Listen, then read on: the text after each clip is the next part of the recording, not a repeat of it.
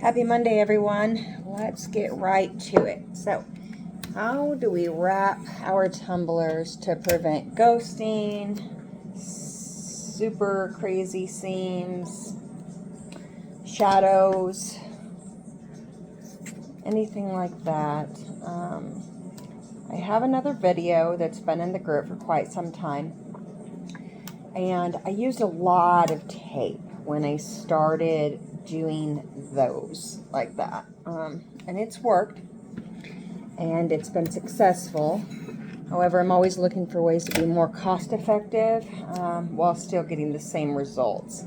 So I don't know about all of you, but I get really finicky with my cups. I want them to look professional. I don't want them to have shadows or, things of that nature. Just because, well, I'm a perfectionist. I want things to be exact and look good. So by exact and look good, what I mean is this. So you find the seam here. Okay. So this, getting close, this is not the seam here. It's right here. It's the seam, okay? Get in really close. You just can't see it. Now, this one here is a little bit off. You can see the seam right there because they didn't line up perfectly. But if you look around this edge, this wrap has pressed all the way around this bottom edge, past the bevel, with no problems. Same for the top. No problems. It's gorgeous. Okay. So I have changed the way I wrap. Before I was using lots of horizontal tape. I was taping almost all the way. And now I've gotten to the point where I'm taping just 5 pieces, 3 pieces vertically, and then your piece around the bottom and the top. And I'm going to show you how I do that and what has changed to allow me to do this. And I do use an oven for most of my tumblers. My glass tumblers, I use a press. My coffee cups, I use a press. Those just seem to do better. But these I do in an oven on the air fry, so you've got air circulating. And a lot of the time when you get that ghosting or issues here on the seam, if you're getting a solid white line, you're probably leaving white on your design. And I do not do that. So I cut right up into to the very edge of the design. And so that prevents the white line. You don't want them to overlap too much, because if you do, you'll see that overlap in the tumbler itself, which you don't want to do, obviously. So this here is prepped and ready for the oven. Now, what changed? I came across this wonderful tool. Somebody was actually using it and shared it in the group. You can get it off of Amazon. It's like, I don't know, just a few bucks. I will link I'll put the Amazon link for it in the description of the video, so, or in the comments, either way. This is just an amazing tool. You can use it this way, you can weed your vinyl.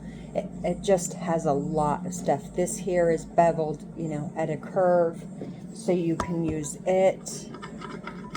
I use it like this. Anyway, there's lots of stuff you can do with this tool. It is absolutely amazing.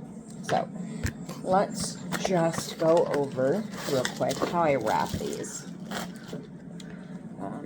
So this is a glossy sublimation tumbler. Obviously, it's upside down. Make sure you also put your image upside down so that when you're looking at it, when you look through it, you can see that it's reading correctly. You don't want to make that mistake. Trust me, I've done it. Done it one too many times, and I really hope to not have that issue again, although I'm sure I will. I'll get distracted and not pay attention, and then that'll be the end of it. So when I just set my wrap down, okay, and just hold it. And I take my fingers and I press this way, and then I hold it. And I do it again, and I hold it, just to make sure that this is nice and smooth. And now that it is, I'm going to take my fingers and run a couple of times, just like so, to kind of shape the paper before I'm going to take this piece here, and then just like that. Oop, hold on, I see something on my tumbler. I did not wipe this down. You should always wipe it down. Okay, and do this again. We haven't let go of it, so it's still nice and tight. If you look, I do not have hardly any overhang whatsoever. I measure my tumblers, I do my wraps at 9.28 and 8.17. That seems to be perfect for me. However, I guess it depends on how you cut your designs. I use a cutting mat with a hard ruler and a Cricut X-Acto. You can use any X-Acto, but mine's a Cricut. I use those to cut my designs, so it's precise, right on the design. If you're using scissors, you may want to go like 8.2, just to give yourself a little bit of room for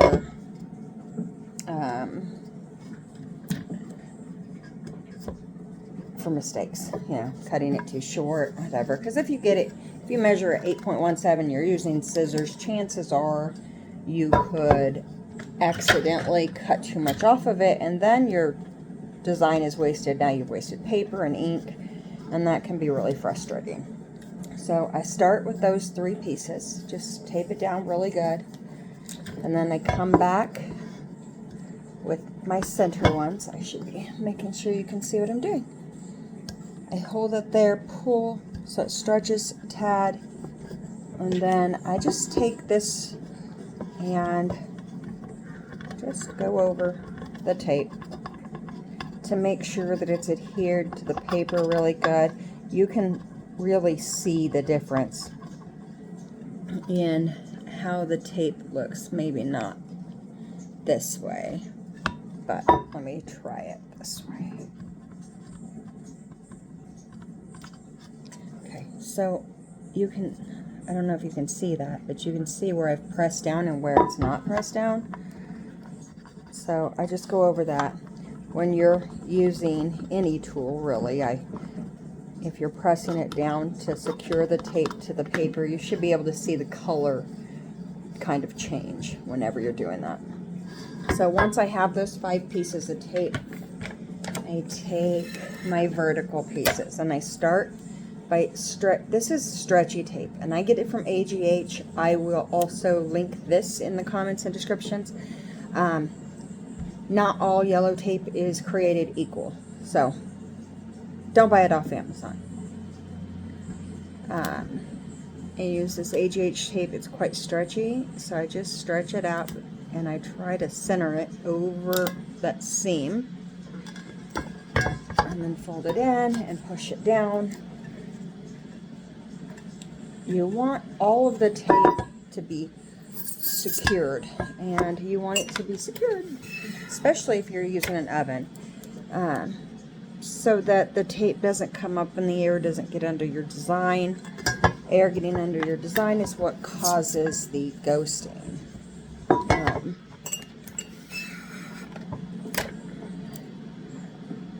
Or the improper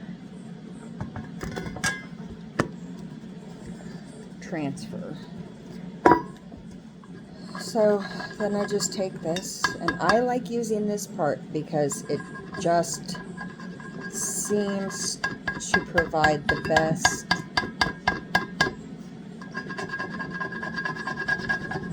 pressure, even pressure, or at least I think so.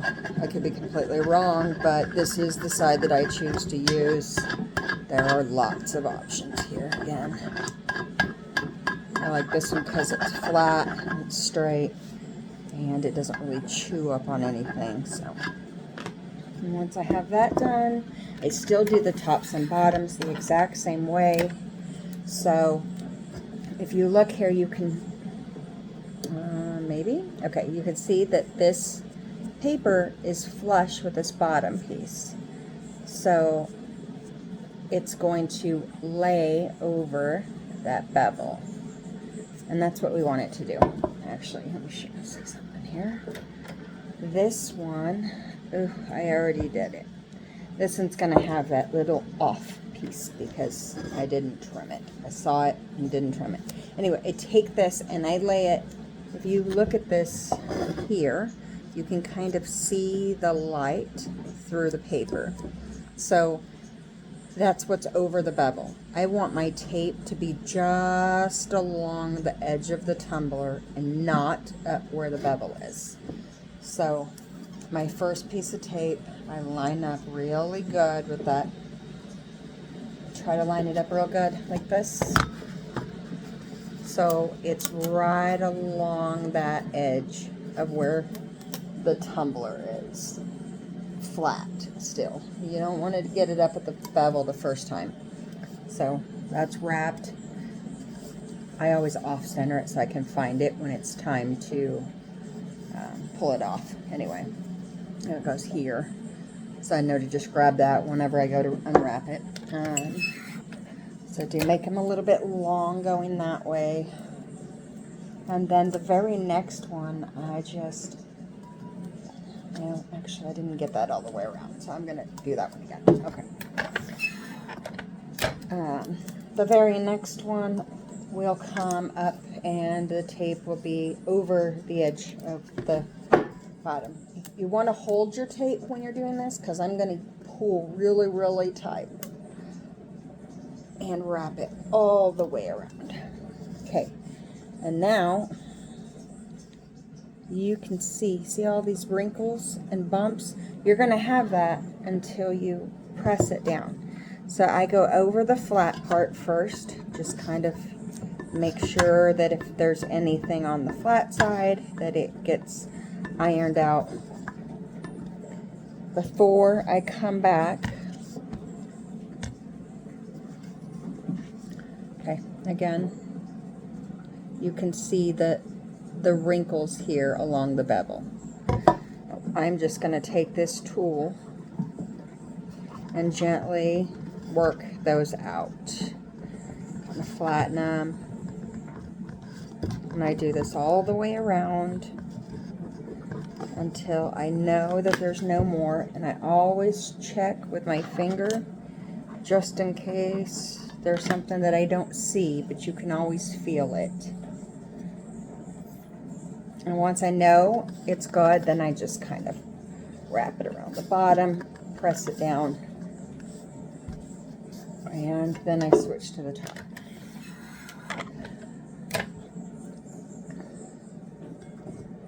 Same thing, I'm going to hold this with my finger and I'm just going to pull this tape, and I don't know how many times I have done this and yanked the tape right off, busted my finger against God knows what, and that is it. This one is also ready for the oven. So I'm going to pause the video and then I will be back to show you the results. We are going to do these, in the oven, 400 degrees for 4 minutes. 2 minutes, we start them down with my oven is, you have to lay them down. So I lay them seam down first for 2 minutes, and then I flip them and seam up for 2 minutes, and that tends to be perfect for me. So I will be back with the results. Okay, so we've done both tumblers, and I just pulled the second one out, so this one's cool enough that I can touch it with my hands. I try and make sure that I don't mess with the design until I can hold it with my hand, because it just increases the chance of you messing things up, especially when you're doing like frosted glass. It'll scratch easier when it's hot. So just let the design cool for a minute on its own. I know a lot of people say dip it in cold water. I don't think that really changes anything. Not when you're using good quality tumblers. And I get all of my tumblers from AGH. I don't use any other brands. I won't. And nobody's going to convince me that there is a better brand, but that's just me. So the first thing I want you to see here is, you can see this dark strip right here. This is the only overlap that we have in the design. So it's really small. It's a thin line, and we shouldn't be able to see it very well when we pull this off. So we'll just start here at the top, inside, and grab what was inside and just yank it down.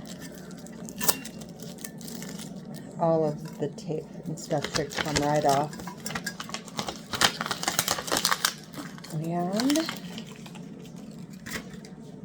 here's this one. So, sorry, my alarm keeps going off. So there's our seam, and you can see the little bit of an overlap there, but I prefer to have just a tad bit of this overlap than to have a big overlap or risk not having full coverage here on the seam. So all the way down, the seam looks good. And then again, you can see here at the bevel, and this one doesn't go as far down on the bevel as the other ones did, but okay, right there you can see this right here will drive me absolutely batty. Normally I would have trimmed that off, but I had taped it before we started talking about it. So, but there we go. You can see where the glare hits, and that's the bevel. So we're just going to twist it so you can see all the way around. There's no ghosting, no issues, the top or the bottom. Nothing but fantastic results, and less tape, which is great, right? Because we're all about saving money, because the more we save, the more we make, and that is awesome. This one's still a tad bit warm, but I can touch it and hold it without any issues. So we're going to go ahead and start here. And this one, I should have shown you. Hold on, let's see if I can go back. This one, I messed up and had just a slight gap right there. So we may see some issue right here. But I wanted you to see that, what I had done, in case there is an issue, so you know what to avoid. Just make sure that that tape is nice and snug all the way around. I do not think that I came back and used my tool on the top to hold it down. I think if I had, we wouldn't have seen that issue. I feel like my tape here is a little bit loose just now, so we may have some issues, but we're going to find out.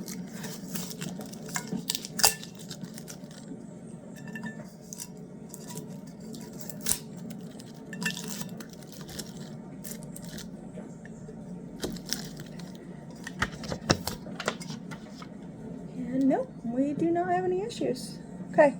So now you can see the seam on this one is very, very, very thin. Very thin. You can barely see it. All the way down. And again, the bottom has no ghosting. And the top has no ghosting.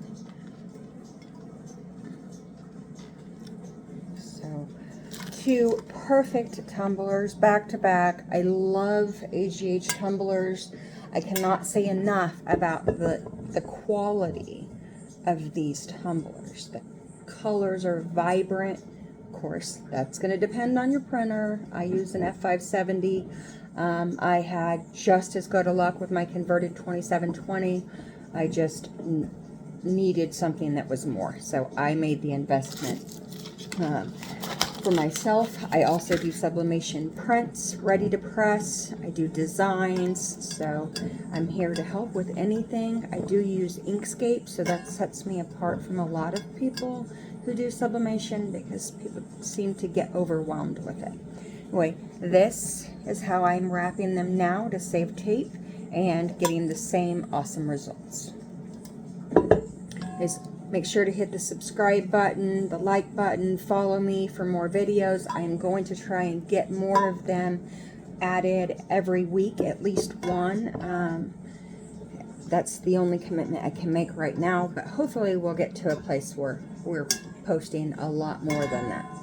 This is just today's video, how to wrap your 20-ounce tumblers with a beveled bottom for perfect results. I hope you guys have an amazing week. Happy Monday, and get out there and kill it.